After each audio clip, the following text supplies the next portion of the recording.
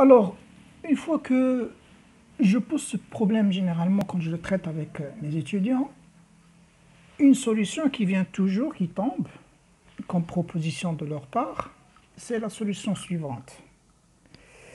Donc, il y a dans l'organigramme, il y a bien sûr le début, après la configuration, donc là on va configurer, comme on a vu ici, il va falloir configurer le port C en sortie et le bit RB0 du port B en entrée. Ce qu'il propose, c'est faire un test du bit RB0.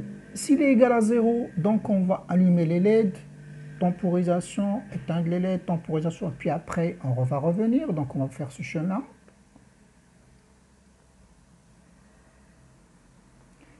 Et une fois qu'on arrive, encore on va tester le RB0. Si le RB0 cette fois-ci est égal à 0, c'est-à-dire n'est pas égal à 1, donc là, nous serons obligés de suivre l'autre chemin, c'est-à-dire exécuter la partie où il faut allumer et éteindre les 4 LED respectivement 5 fois. Et puis après, une fois qu'on termine cette séquence, on va revenir encore à notre programme pour retester RB0 et ainsi de suite. Dans ce cas-là,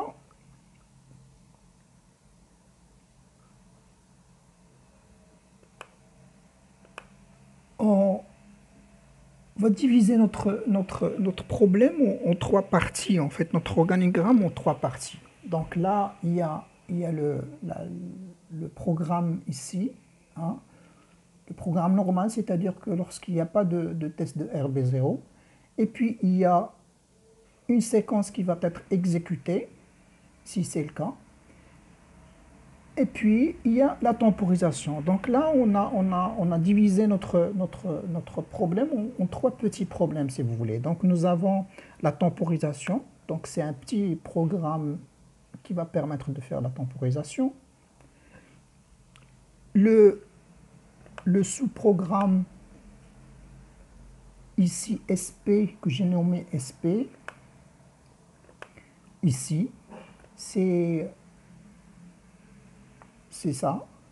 Alors ce programme-là consiste tout simplement à initialiser un compteur à 5, hein, ici, et puis allumer les premières 4 LED, faire une temporisation, allumer les 4 dernières LED, la temporisation, décrémenter le compteur, et puis tester le compteur s'il est égal à 0. Donc on va sortir de cette boucle, ben sinon on va revenir encore pour exécuter. Donc là, c'est le sous-programme correspondant. D'accord? Donc là, vous avez, on va initialiser le compteur. Ici, on va allumer les 4 LED du bit de poids faible, la temporisation. On va allumer ici les LED de poids fort, la temporisation. On va décrémenter le compteur et par la suite tester est-ce que nous sommes arrivés à 0. Et une fois que c'est fini, donc on revient à notre programme. Alors, pour ce qui est du programme du programme principal, ben c'est très simple. Nous avons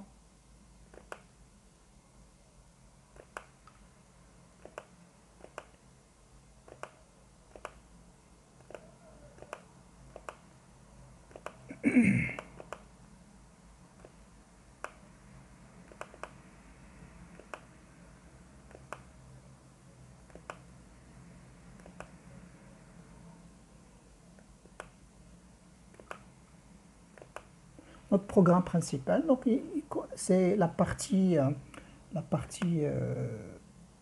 configuration. D'accord? Donc, configurer et le port C et le bit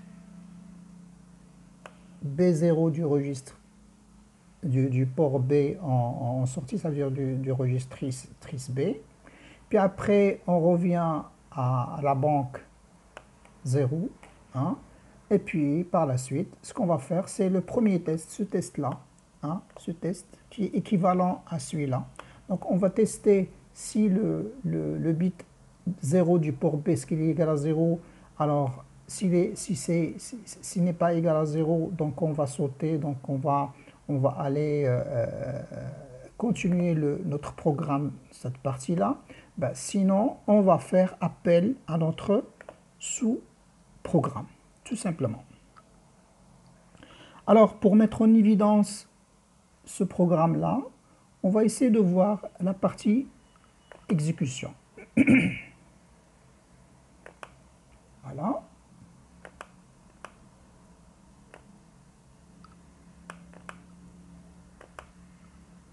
Alors, on exécute.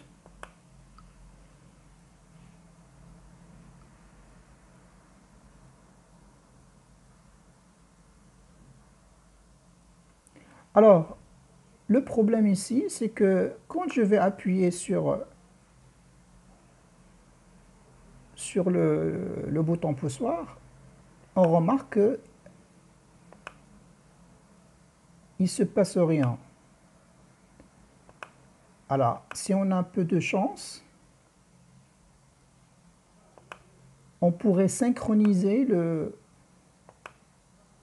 Vous voyez, il va falloir qu'on tombe sur le moment où il y a le test. Voilà, maintenant c'est fait. Mais ça, il va falloir avoir tellement de chance à ce que nous tombons sur la séquence du test.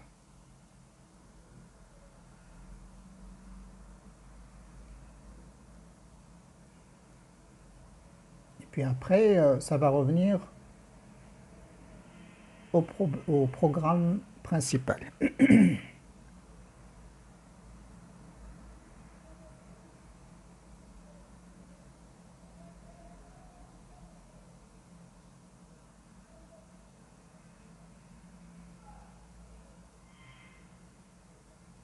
Voilà.